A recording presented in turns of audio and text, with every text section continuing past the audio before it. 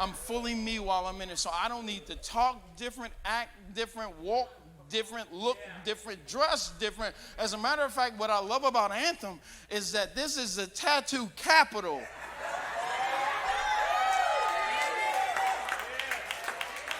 This is the tattoo capital of Indy.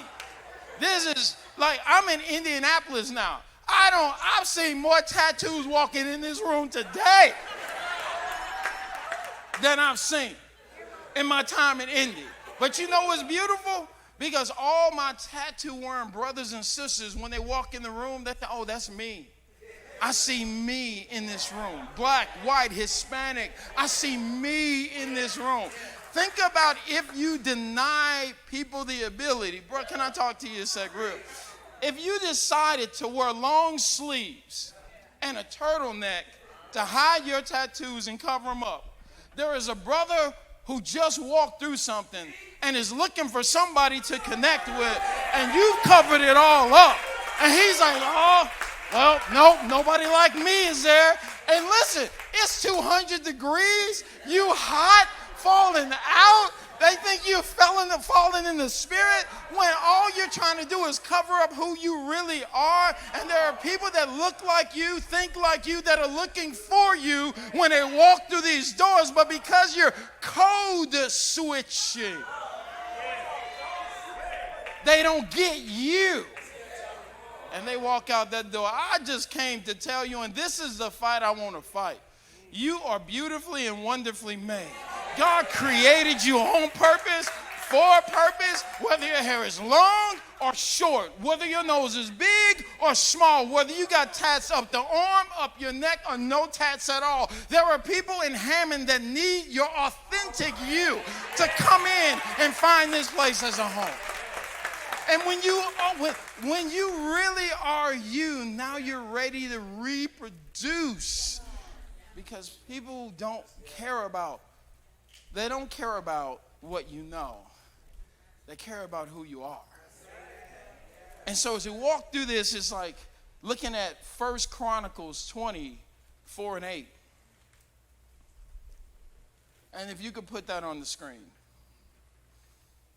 I want to preach the whole time, but I'm like dancing in and out of preaching and teaching, because the whole heart is when you walk out of here, I want the devil to have a black eye that, hey, whatever you've been covering up, you can now unveil it and just know you should be you. And so in this, it reads, after this war with the Philistines at Gezer, as they fought Sabakia from Hush, killed Seth and a descendant of the giants, and so the Philistines were subdued. Now listen to this. During another battle with the Philistines, Elian, son of Jair, killed Lemai, the brother of Goliath of Gath. And the handle of Lemai's spear was as thick as a weaver's beam. And in another battle with the Philistines, at Gath, they encountered a huge man with 6 fingers on each hand, good Lord, and 6 toes on each foot, 24 in all, and was also a descendant of the giants. But when he defied and taunted Israel, he was killed by Jonathan and the sons of brother Shimei. And this is what I want you to get out of the voice. All these were descended from the giants in Gath, a Philistine capital, and they were killed by David and his men. Why is that important? Because David couldn't kill him by himself. David, who was a giant killer, produced other giant killers. David, who exemplified what it was like to be authentic, to be yourself, and to fight with the weapons that God has given him to fight with. His men may not have fought the same way, but here's the deal. They all had the same result. Why? Because when you win, I win, just like that. So the law of reproduction is when you are authentically you and you are able to develop somebody else to be authentically them. And then the last one. Let me make sure time. The last one is the law of reflection. I got to be honest with you. This is my favorite one of all of them. Because the law of reflection starts with the question, what do you see when you look in the mirror? What do you say when you look in the mirror? When you look in the mirror, do you just see all your mistakes? All your mishaps? All the things that are wrong with you? Or do you see that you are God's own creation? Because the law of reflection has to do with your own image of you, your own vision, your own view of how you see yourself. You know, it's interesting. So yesterday I was downtown, ran into a buddy of mine, and like for me in this season, I put on a little weight because I haven't been able to ball the way that I normally ball because nobody balls in Indianapolis. It's crazy. The Pacers are there, but they suck. So I got, maybe that's it. But I'm conscious of my stomach. And so whenever I look at a photo, all I see is my stomach. Every photo. Like I could have on like a dashiki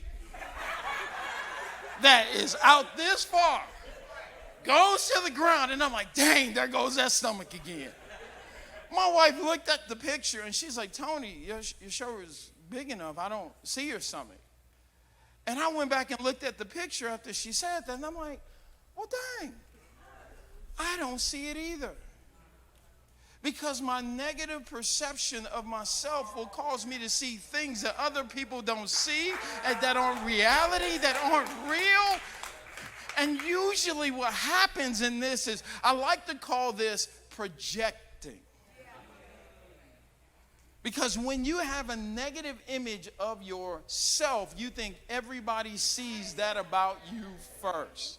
If I could read the Urban Dictionary's definition, and honestly, you know, Urban Dictionary is usually pretty edgy. This one is actually pretty educated when I read this one.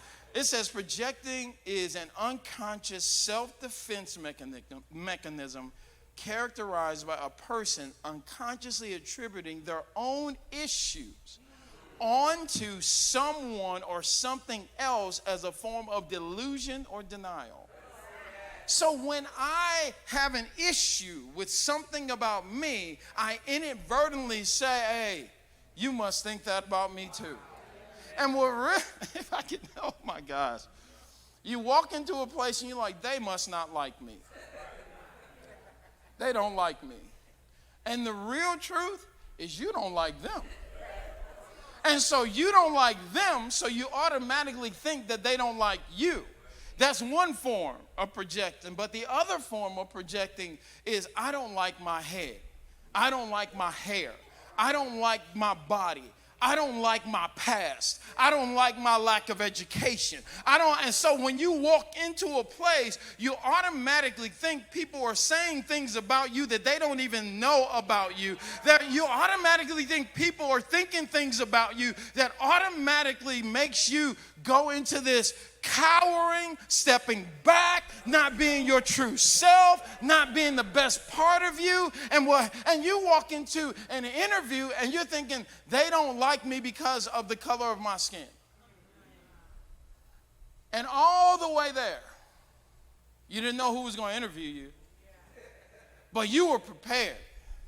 You were ready, but when you walk in and see who's going to interview you, you're like, yeah, they don't like me already. And all of the thoughtful, well thought out, articulate answers that you have for that interview go out the window. Because you perceive that they think something about you that's really your issue with you. And what happens as a leader is you say things like, they don't want to hear what I've got to say. They look at my life, they can't learn anything from me. They can't grow from me.